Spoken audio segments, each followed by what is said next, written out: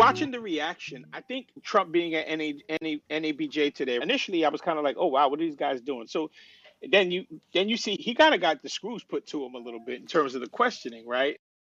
Vice President Kamala Harris, who is the first Black and Asian American woman to serve as vice president and be on a major party ticket as a DEI hire. Is that acceptable language to you? And will you tell those Republicans and those supporters to stop it? How do you define DEI? Go ahead. How do you define diversity, equity, inclusion? Okay, yeah, go ahead. Is that what your definition? Give me a definition then. Would you give me a definition DEI. of that? Give me a definition. Sir, I'm asking you a question, a very direct question. Define it for me, if you would. I just defined it, sir. Do you believe that Vice President Kamala Harris is only on the ticket because she is a Black woman? Well, I can say no. I think it's maybe a little bit different. So, I've known her a long time indirectly, not directly very much, and she was always of Indian heritage, and she was only promoting Indian heritage. I didn't know she was Black until a number of years ago when she happened to turn Black, and now she wants to be known as Black. So I don't know, is she Indian or is she Black? She has always identified as a Black woman. She went to a historically Black college. I respect either one, but she obviously doesn't, because she was Indian all the way, and then all of a sudden she made a turn, and she became a Black person. Just to be clear, sir, do you believe that she is... I think somebody should look into that, too, when you ask continue in a very hostile, nasty tone. It's a direct question, sir. Do you believe that Vice President Kamala Harris is a DEI hire, as some Republicans really don't have said? know. I mean, I really don't know. Could be. Now I was like, okay, well, there might be a little bit of checkers versus chess happening over here, where they kind of put him in a spot where you got to answer these questions. That Fox News lady, Harris Faulkner. What's her name? Harris Faulkner. Okay, Harris Faulkner. Yeah, not necessarily somebody I'd want to have dinner with, but it's a strange dynamic to watch how this stuff plays out. And you look at, like, I think just like him going up there saying she was, all of a sudden she's playing her Blackness up. He is playing to the ignorant Black person, right? He's playing to the ignorant, low info, non-reading, underexposed, angry Black person. Because when has a white person ever cared?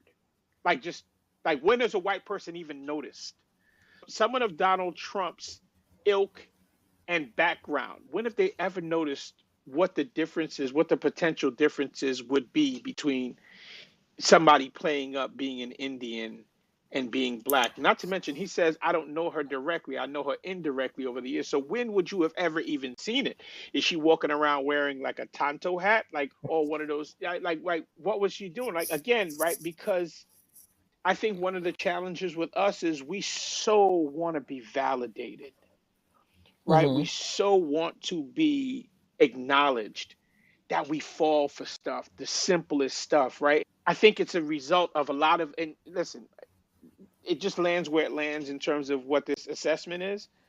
But because so much of us really screwed up during the fundamental educational parts of our lives, that we don't really have basic information to be able to contextualize what people are saying.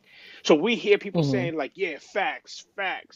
Bro, that's not facts. When people say she wasn't playing up her Blackness, I didn't know her that long. So when would I have seen it? Right?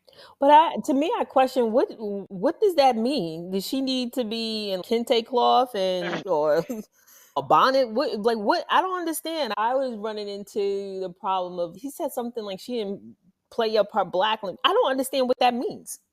So we're basically saying that you knew her to be an Indian woman at no point in time. Was she at Howard University and being part? She's an AKA, right? She's an AKA. Okay. When was she playing Indian doing that? Like, and I'm assuming, right? I don't know the AKAs well enough to be able to say this definitively, but I don't see, from my understanding, ain't too many Indians in that group, right?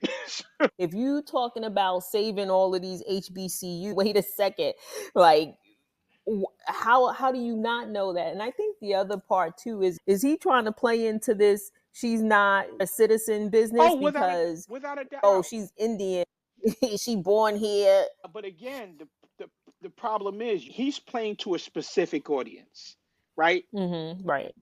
He's playing to the idiot, to the low info voter, or I wouldn't even call him voter. Fear-mongering, right? too. He's playing to the low info person who who's responding to a grievance politics on the black side, because Donald Trump is essentially grievance politics, right? I'm angry Mhm. about something. Somebody did me wrong. You gonna pay me back, blah, blah, blah. We have to get somebody who's outside of the system, blah, blah, blah. And now, because that stuff plays again with the low info person. I saw people today talking about, oh, there's post-pregnancy abortions up to 4 weeks are legal. So live babies are being killed after 4 weeks and they're still calling it abortion, right? And they said that's legal in California. Like, these people are letting stuff like this come out of their mouths, right? So this is the Yeah. low info, reactive, right, person who's essentially, I'm mad at something and I need somebody to I need a personification of that anger. Mm-hmm. Unfortunately, we have people on the black side, right, who again don't have foundational education, don't know the basics, and don't have any historical perspective on any of this stuff. So now that person is hearing this stuff and it's resonating. Here's the question too, right? Okay, let's just say everything you said is real. Are you voting for her because she's black, or are you voting for her because she's substantive, right? Because at the end of the day, I saw, the other part of it is, oh, she arrested a bunch of black people, I'm not voting for her. What the heck does that have to do with her job as a president? It's almost as though the people who are saying these things do not have enough point of reference to even contextualize their own arguments, right? Because Yeah. it's just Mm-hmm. like saying, okay, well, yeah, she eats fish, so I'm never going to have a conversation with her because I don't eat fish. Like, okay, what the hell does that have to do with anything, right? Because when you saying she locked up a bunch of black men, you're not saying any of them were innocent. You're not saying, she was out here running around the street picking people, innocent black people up. You're just saying she prosecuted black people. Well, she's a prosecutor, right? By the way, were there any white people prosecuted? Were there any Asians prosecuted? Was it specifically black people? And it just shows the lack of critical thought behind so much of this. Right. Because I think, yeah, it's definitely people taking whatever headlines or talking points from whoever they consume. I think one of the things with this is that as she gets her website updated to platform what her stances are, I think that will help to calm down some people. The folks that are like, oh, her website, they want you to donate money and it's nothing else. You know what I mean? Like, so I think when all of that stuff gets platformed, even though she's in Atlanta, she's in Houston, and she's doing her talking points, I think people then have something to point people to, Hmm. whether or not they read is something else, but I think that'll help to kind of calm down a lot of this craziness to what you're talking about. I hope so. But honestly, again, maybe I shouldn't even be focused on it, because a lot of what I see is, it's almost like it's a study of people for me, right? When watching the engagement in the comment section in social media, there's posts that are literally trying to enlighten people and trying to edify them in terms of some of these circumstances. And you'll see people like, oh, she's only doing this because we're black, or they brought out Meg the Stallion. They brought out Meg the Stallion because they're trying to get our votes. Well, the RNC had Hulk Hogan, Kid Rock, Amber Rose, and Dana White. Who do you think they're trying to reach? One of the things I responded to today, I said it's unfortunate, but they got to use your love language in order to reach y'all, because some of y'all can't hear anything unless you're being entertained. So don't blame them for not taking you seriously because you don't have the Mm-hmm. intellectual capacity to be able to take some of this stuff in, if they're just having if they're just having an eye to eye conversation about the facts. Some of you don't have the capability to have a fact based conversation, so you got to be kind of enticed by the music, bought in, and listen, and kind of follow the crowd. By the twerking. There you go, right? And listen, am I a Mhm. proponent of what Meg the Stallion be doing? No, but I understand at the end of the day, some of y'all can't do nothing unless your booty shaking, right? And tantalizing your senses. You ain't trying to hear it. So you don't want to hear the Mm-hmm. mundane policy based conversations. They got to bring out some rappers to shake their asses in order to get your attention. So be it. Because I don't put that on them. I put that on y'all, right? I'm going to quote my man Mm-hmm. Barack Obama. The I think I've used this phrase before, the shambolic nature of the government response obviously has been frustrating. Especially after you left a game plan for this very specific thing and talked about it before you left. Yes. Some of y'all are so shambolic. When he said the word shambolic, I almost lost my mind. I was like, I don't even know what that word means, but it really sounds crazy, right? I think it's a derivative of the word shambles, but right. It's symbolic of a shambles. Listen, some of y'all are so unserious. You guys you don't have serious components of your lives. Like, listen, I'm a jokester for the most part, but when it comes down to it, there are very serious components of my life that I'm engaged in, day out. There's some people who never have a serious conversation in their lives, and these are the people who are out here sitting there participating in conversations. They boxing above their weight classes. Bro, you're not smart enough to be having this chat. Why are you talking? Oh, like Ari Spears? You look at some of the commentary, like I saw another thing that said, the guy's like, they convinced us that voting for president is the end all be all. Who the hell convinced you of that, buddy?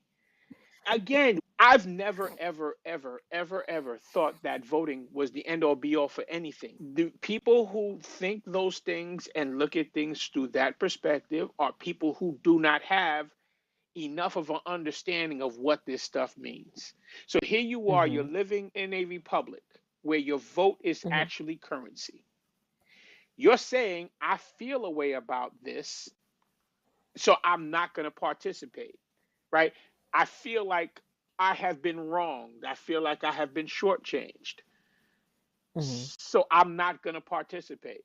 Okay, great. But you know what that means now, right? You don't get to talk no more, You right? have no say, right? You got no say in anything because at the end of the day, you've opted not to use your chip, right? And if you're not educated enough to understand how to leverage that chip, that's not their fault. That's your fault. And I think this is kind of where our problem is, a lot of us. Because you look at the back and forth, like, this is understanding what presidential politics means in its entirety. It's a little bit of an undertaking, not something you can just pick up in 20 minutes. Down to locally, like with the vote counts, there's so many layers to it on the ground level of things that they're doing in each of our own individual areas. We can all come out and vote, and Kamala can get the popular vote, but then it's down to the electoral college and what that looks like. There's so many layers to it. We get it like a hard and fast live or die civics lesson. No, I think, and that's the key, right? The civics classes. I remember my teacher. What was this dude's name? Jewish guy, Mr. Man. I remember his face. I don't remember his name. But this dude used to be going on, and he ain't gonna let you. This is in high school. He ain't gonna let you fail his class. He gonna be on you, right? And it's not even friendly. Like, he ain't even like, okay, I'm gonna save you and protect you. No, bro. I'm gonna lean into you to make sure you understand this stuff. This is like 10th, 11th grade. Talking about everyone's roles, all the roles of the different branches of government way back when. That it becomes ingrained, right? So now the pieces kind of fall into place when you hear these conversations happening. You understand what everybody does, because at this point it's almost second nature to you because you've known it for so long. The challenge that we are facing is, especially in times like this, and I would venture to say that it's when Barack Obama got elected, when Black people started to engage, where now people who don't have that inherent knowledge are now trying to kind of play a role. When you hear Black people say, Barack Obama never did nothing for us. When you say that, what does that mean? What does doing something for us actually look like to you? Right? Oh, he didn't get us jobs. So, okay, when you say get us jobs, Obama's administration created, and I forgot whatever the number is, amount of jobs, right? So there were people working. At some point or another, somebody got to pull out a mirror and say, okay, well, maybe I ain't qualified for a kid, because, shoot, I'll give you Obama was in there 8 years. I think I had 3 jobs. I worked for 3 different companies in that 8 years. In that 8 years, so I ain't had no problem getting a job, right? And I was my salary was in the top, at least top 3%. The The challenge is it's having to understand where you are and the role you played and how you got to where you are, Mm-hmm. and not Mm-hmm. necessarily pointing a finger at politicians with the expectation that they're going to rescue you. Even as Mm-hmm. we watch this scuttlebutt with Kamala Harris, some of the way that you guys are framing this stuff doesn't make any sense. Mm-hmm. You and I talked about Amanda Seals and Reese Colbert kind of checking her on it, right? Mm-hmm. Mm-hmm. It's like you guys have this the way you and I really would expect more from Amanda Seals, but it's like you guys personalize this stuff and forget who exactly we're talking about in terms of what their roles are. When people say, "Oh, I Mm-hmm. don't see Kamala Harris," tell me why you're supposed to see the vice president anyway. Like, see them doing what? Mm-hmm. I do lend some credence to that whole idea of them not wanting her to run for president. The You know, establishment. like when yeah, exactly, the Dems, because that narrative, she might as well have been Waldo trying to find Kamala. You know what I'm saying? Mm-hmm. But that is the vice president's role. But it got played up and then it just kept going Yeah. and going. And now it was just like, wait, she has done things. Everybody's hard pressed to know because they're not covering it. Whatever the more sensationalized thing is, it just wasn't her, Mm-hmm. right? And anything that she was working on, or it's the negative aspect of it. So I think for her, that part is unfortunate, but good that there are, I'm going to say Reese just because we were just referencing her, you know, that Reese's been about Kamala from even when she was running for president before. And I remember her then because I was more of a Bernie person. Reese Really was, yeah, I interesting. was Bernie. So you have people that are definitely out there documenting and saying everything that she's done. I think Kamala will definitely be able to speak for herself. She doesn't need anyone to speak for her. So that part is good. It's just now that she has to get out here and establish herself from basically getting from under people thinking that she's some figurehead and not doing anything. So now she has to come out and show who she is. So What I think she can definitely do it. That's not an issue. What are your thoughts on? So I've heard this a couple of times. They're worried about whether this excitement is going to dissipate, and can she ride this to November? And my question becomes, well, why not? Right. Unless it comes out that she's been killing cats or what have you. It's kind of like at the end of You the mean day, like Christy Nome killing dogs? who's that? This South Dakota governor who was jockeying Yeah, for, yeah, yeah. you Wow, know. forgot about that. Forgot about that. Yeah. In my humble opinion, based on how things are kind of falling into place, I think she wins. I think because I'll be the first to admit I did not realize the level of apathy towards Biden. Didn't realize how much people were just basically like, yo, this dude needs to get up out of here. I didn't realize there were that many people just essentially saying, I don't like either one of these guys. Right? Right, the couch crew, yeah. Yeah. Hmm. Didn't realize that. And then now you're watching all this excitement now that they have an alternative. That along with the white guys who are suddenly kind of like, yeah, we want to get behind this. The billionaires who are saying, hey, we want to get behind this. The white women that are saying, yeah, we kind of we pooped the bed the first time around. Let's get behind this. Don't know if Obama had a nice little thing going. I don't know if that was this. Yeah, no, I don't think it was. I Um, think that this is a different time too because yeah, we done lived through a pandemic and this dude was at the helm yeah. and we experienced some different things as well. And I will say, I think that there is when it comes down to the all of these different groups and who's donating, I still would like to understand who are the other people that are, you know, how they try to say like, oh, you know, the black women did this and they, whatever, boule, bougie, Oh whatever yeah, these yeah, names yeah. are. I can't. But I think that exists too within all of these other groups as well. If you say that these are the AKAs and these are all of the high level black folks that are donating and they just was holding back the coffers, so to speak. I think that these are the same equivalents across each of these areas. So if it's the black, queer, gay crew, it's the black men, it's the South Asian, what everybody is putting their offering on the table. But I still think that for each of these groups, there's still a whole other level of people. Yep. And I don't know what that number is that still has to be swayed into voting as well, and making sure that they are supporting her and coming through. And that's the part that I don't really know yet of what that represents. Because this is technically, be it if the numbers are anywhere from 100,000 to 300,000 people that got on a Zoom line or they donated, it's still not the whole audience. No, I agree. I think there's two ways of looking at that. She's been able to raise $200 million in effect. What was we looking at? 8 days, 9 days, something like that. So something along those lines. So essentially, a little bit over a week, she's been able to raise $200 million, and that's just from day-to-day people just contributing. The big guys ain't show up yet. Netflix gave $7 million. LinkedIn is giving another $7 million. So, and you're hearing that the Silicon Valley billionaires are jumping behind her. Mark Cuban and that group are jumping behind her. I think once that momentum, once that starts, once that is signed in, I think at that point it's hers to lose. Yeah, I'm wondering who she's going to pick for VP, because I think Shapiro. that also... It's going to be Shapiro. You think it's Shapiro? I think it has to be Shapiro. I think he's a firebrand, and he delivers Pennsylvania. And I think he will kick J.D. Vance's ass. I think any of the... Anybody on the bench. VP can't...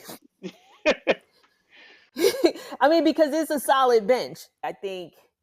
So what's interesting is I was saying Shapiro from a long period of time as well. I think probably what he would have to overcome is his stance on Israel, Gaza. And I think we know where he's going to go there. But I think even like a lot of the people that are more on the Palestinian side of things, we got to see where they go with it. For the most part, it seems like there's some holdouts as usual, but I think that they can overcome that. And we'll see how things out over there. And I think his thing also is unions. That was also a thing with Mark Kelly. Mark Kelly did a whole about face on unions. So I don't know. Like, I'm kind of concerned if she's going to pick him. I hope not, because I feel like that would be like I'm not making him out to be J.D. Vance, but he's not charismatic. And you need somebody that's going to hit the ground running. The one that I like from a lot of his stances of what he's done as a governor, Tim Walz, but I think he might be too far over. Who's that the guy out of Minnesota? Yeah. And Minnesota's essentially in the bag, right? You need Pennsylvania. And Pennsylvania is still kind of out there.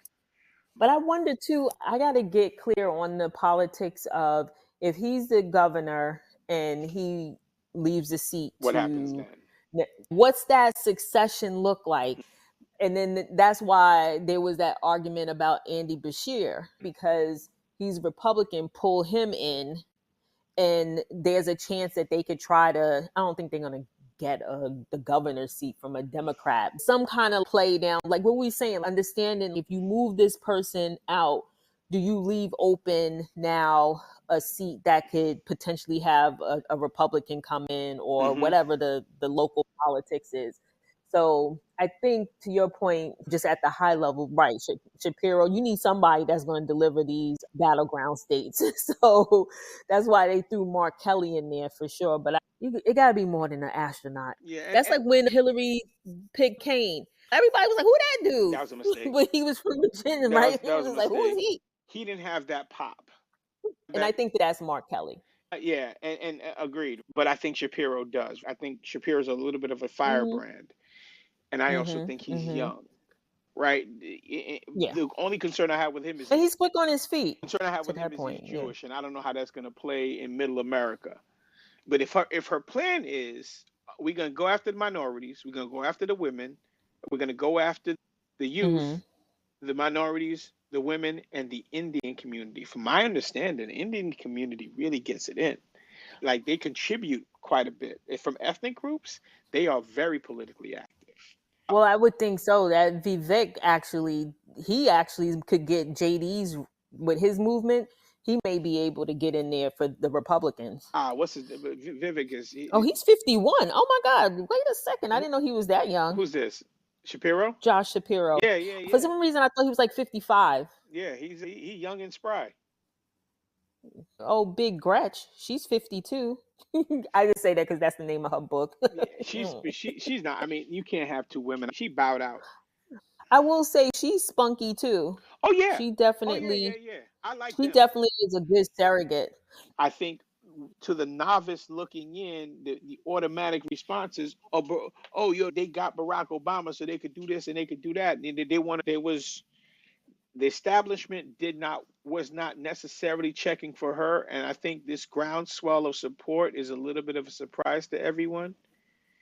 But I think at this point you kind of have to ride it. You have. Yeah, but yeah.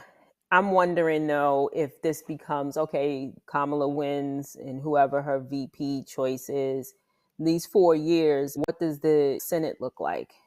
Are we going to still be in this stalemate? Mm, Yeah, you won, but we're going to jam you up on all this other stuff. You can propose, you can do all this other stuff. And I think hmm. that that's where we have to kind of come in. And when I say we as a collective in terms of like the local elections and who we vote for, because as the president, you do, you can do your executive order. But as you can see, like some of these bills are still just sitting there because it's a whole stalemate. To your point, though, hopefully there's some clarity made in terms of maybe people are looking at, and not saying that every Democratic congressman and senator should be voted for, but when you look at the Marjorie Taylor Greens of the world, you got these batshit crazy people who just come out here and just be sitting there like, I'm just gonna set the world on fire, right? And I don't care what I say and this, that, and the third. I ain't gonna lie to you. Jasmine Crockett chewing her ass up made me so happy because Hmm. because you can't let You these got to meet that energy. Yep. in my opinion, Hmm. being polite to turds doesn't help, right? Right. You gotta get with them so that they can chill out. I bet you she don't say nothing crazy to Jasmine Crockett again. Um, but Yeah, and I think that was that whole interview too today with Scott and yeah, Trump too. no, you don't let them get away with it. But to finishing the point, hopefully, and I think this is where we drop the ball. We vote for the president. We're excited about the president. We don't do the rest of the work. We don't do the rest of the work. This is again where the point is, like when our people complain about what's not happening for us, my question becomes, what's the last parent teacher meeting you went to? What is the last city council meeting you went to? Who's your local congressman? Right? Who's your local senator? Right? Right. Who's your assemblyman? If those responses ain't rolling off your tongue, you ain't serious about nothing. At the end of the Hmm. day, I will tell you now, right? I live in the burbs. These old people, when we go vote, these old people are there. It's crazy how many old people are there. The people who probably ain't gonna be Hmm. here 4 years from now are there. But they are disciplined and they are principled. Without pointing any fingers, some of us are not. But yet we Hmm. still want the same amount of we still want the same results. And if you don't know what the ticket to the dance is, shame on you because at the end of the day, the dance is still going to happen. There's still going to be people in there swinging their hips and swinging their glasses. Hmm. So you not having a seat at the table or a dance partner or a ticket to that dance, you've got to at some point say, okay, well, how much of this am I responsible for?